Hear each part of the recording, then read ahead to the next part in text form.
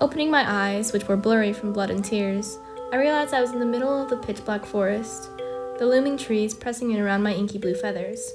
I shifted my gaze around the forest, unable to move from my cold and dark place on the ground, when a small light, faintly pulsed brighter, glowing from the bushes only a few feet away from me.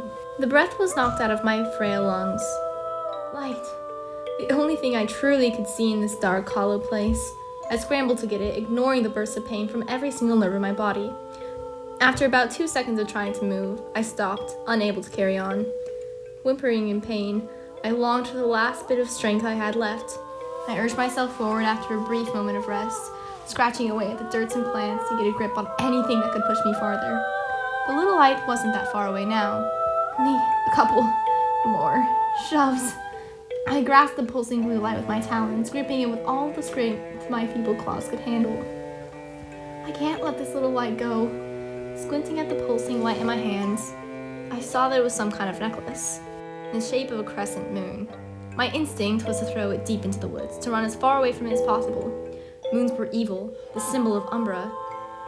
But the moon still emitted light, and if you're in dark enough of a place... I gripped it tighter, pulling the little blue light closer. It was beautiful. Something I could even see despite my blood-filled eyes. The little moon was a soft, pale blue and had the texture of a hard, almost powdery stone. Despite this, it felt as though it would last 1,000 years. I brushed a claw gently across its dimly glowing surface, and as soon as I did, I gasped, a sensation of rushing bewilderment coursing quickly through my veins, filling me with pleasure. I smiled and laughed. In a moment, that sweet feeling was gone, and I was left on the forest floor.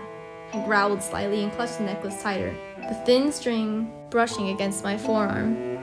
I heard a voice whispering into my ear. It was a male's voice, and I could tell it was someone important. I wasn't paying attention to what it said, or perhaps it didn't say anything at all. But his voice filled me with that same sweet feeling as before. A small breeze flowed around me, sending chills down my spine when the voice vanished. Then I was left with the same hollow, empty feeling of before. I panicked slightly, longing to feel that sweet, sweet feeling of happiness that was so unfamiliar to me. "Hello?" I called out, the quiet hiss of my dry, weak voice shocking me. "Hello, little eclipse." The voice rang urgently. Happiness warmed my soul before the wind rushed through me and diminished it, just as quick as it came. "Hi," I said, still smiling from the happiness this voice gave me.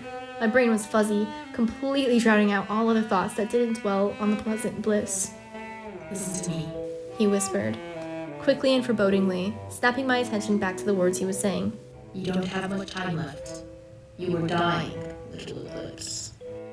Once again, I was met with sugary joy, but afterwards the absence of it hollowed me out deeper and deeper. I was so focused on the feeling that I was barely paying attention to what he was saying. Was I truly so miserable that now that I'm finally feeling happiness, I can't seem to keep it? I opened my mouth to speak back, but I could only sit back and relish the feeling of the voice before it was whisked away. Luckily, the all-knowing voice understood that I didn't register what it said, and repeated himself. "You are dying, but you shouldn't cower. I can help you." That time I heard him. It was quite remarkable, really, how the voice was able to pierce through the fog in my brain. I was dying, but that wouldn't be too bad, right? Could be helpful, even. Nobody seemed to want me here, so I might as well just go. "Little eclipse," the voice said with an impatient chuckle. I must have done something to upset him. "You've already gone from them. They don't care what you do now. You're dead to them. Dead to your father, your brother, your mother. We're finally free, little eclipse. You can start a new life. A life where you finally belong. A life with wings securely resting upon your barren back. I can give you a second chance." A wave of hope filled my groggy mind. Wings would fix everything. Nobody would hate me if I had wings. Nobody would scorn me, hurt me, try to kill me. I would finally be able to be someone other than me. Someone great, powerful, beautiful. Could you really give me wings? I whispered anxiously, my heart pounding as I strived to look at my empty back. He laughed again. "Yes, little eclipse. But let's not get hasty now.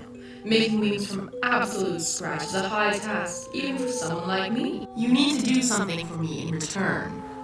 I sighed, thinking absent-mindedly about my future wings. Surely anything he asked would be worth it for a life where I wasn't a hideous monster. He continued slowly, ringing out every word to make sure I heard him. You know of the atrocities of the Sagaran Empire, correct? He whispered. I was a little caught off guard by the name. Most people just called it the kingdom, except for the chief, as he had no fear of anything. But this voice also had no fear of that word, Sagara. He also used the word empire, which I've never heard used to describe the kingdom before. But despite what it's called, everyone obviously has heard of it, and knows that it was a deceptively wicked place. Good, good. So you've heard of it. But I doubt you know how it rekindled. How the wicked kingdom still stands to this day, unbeknownst to the world, hiding away in fear that it will fall again. He hissed, the noise echoing around my brain, yet filling me with a saccharine pleasure. Little Eclipse, something has to be done about this. The kingdom will only get stronger with time. Kill their prince, and the kingdom will fall. Kill the prince, and you will get your wings. I hadn't realized what he had said until the happy feeling made way for the hollow emptiness in my soul. My brain recoiled instantly at the thought of killing someone, just for my useless life. I shot my gaze down to my talons, still clutching the necklace like it was my only lifeline. I released my grip slightly, letting the moon rest loosely in my hands. I wasn't worth a fraction of anyone else's life. A second chance couldn't possibly fix me. Eclipse, you're running out of time to be chasing wires. You need to kill the prince. Decide quickly. My weight pressed deeper into the ground with the overbearing weight of this small choice. My brain let myself go limp, nearly deciding I wasn't going to do it. But then I remembered that he was the prince of the kingdom, overseeing all the wickedness that went on there. He wouldn't... Surely he'd have to be worse than me. If I killed him, I'd probably be doing the world a favor, a distant thought said in my head. Yes, you would be doing the world a favor. The prince is a vile beast, a descendant of Umbra himself. The voice said, once again preventing my brain from focusing on anything other than the intensely sweet glee that came with it. You need to make the decision soon, though. Running out of time, he said. I tried to nod, but I shuddered and coughed up some blood, as though on cue. I squinted through my blurry eyes at the forest around me, panting through my weak and likely torn lungs. I could barely see more than a few blobular shapes. I really was dying, I thought as a surge of reality heightening my senses. A spider crawled up onto my talon, and I heard the screams of distant vultures looking for my nearly dead body. Panic rose up inside me. I was dying, and if I didn't choose now, I'd never be able to choose again. Just 4 little words. That's all I needed to say. That's all I could say, really. Yes, I'll do it. My thoughts cried out into the vacant chamber of my thoughts for the voice to hear. Well done, little Eclipse. I knew you were smarter than I thought you were. The voice wrapped me in happiness. Yes, this was the right choice. There was no way it couldn't be. Put on the necklace, little Eclipse, he said, somehow with more urgency than before. With shaky talons, I lifted the necklace over my head, ignoring the pain shooting up from my body. The little crescent moon fell to my heart with a soft thump, and in a swift moment, I was healed.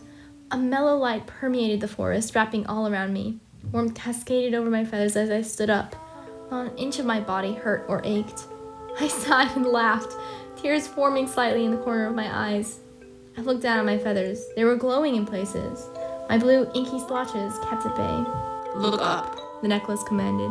I did so eagerly, and what I saw took my breath away completely. I couldn't stop looking at them. They were beautiful, magnificent, 3 pairs of wings of my very own, resting upon my back. They were incandescent, glowing a stunning yellow. They weren't entirely solid, so you could see through them slightly. But I didn't care. They were mine, and I loved them. Tears of joy flooded my eyes as I moved them up and down, this way and that. As I said, there was no way this couldn't be the right choice. I'm so very happy you like them, little Eclipse, but you must remember to hasten your efforts. Remember, they will be lost by the end of the Rite of Daybreak if you fail to kill the prince. My heart would have tensed up, but I was too busy admiring my wings to really understand what he was saying. Still, a small thought lingered in the back of my head, saying that I hadn't heard him mention a time constraint before. But I pushed it farther. It was probably my fault I didn't hear him anyways. Don't worry, I'll get it done, I thought to the necklace. The voice was silent for a little bit, but then suddenly my wings started moving on their own, carrying me south. I guess that's one way to bypass needing to learn how to fly first. I smiled as I soared through the air. It was an hour into the night, but I didn't care. I was finally free. I could start a new life. One where I wasn't a hideous monster. I dwelled on my thoughts as I automatically flew off south into the distance, towards the infamous kingdom.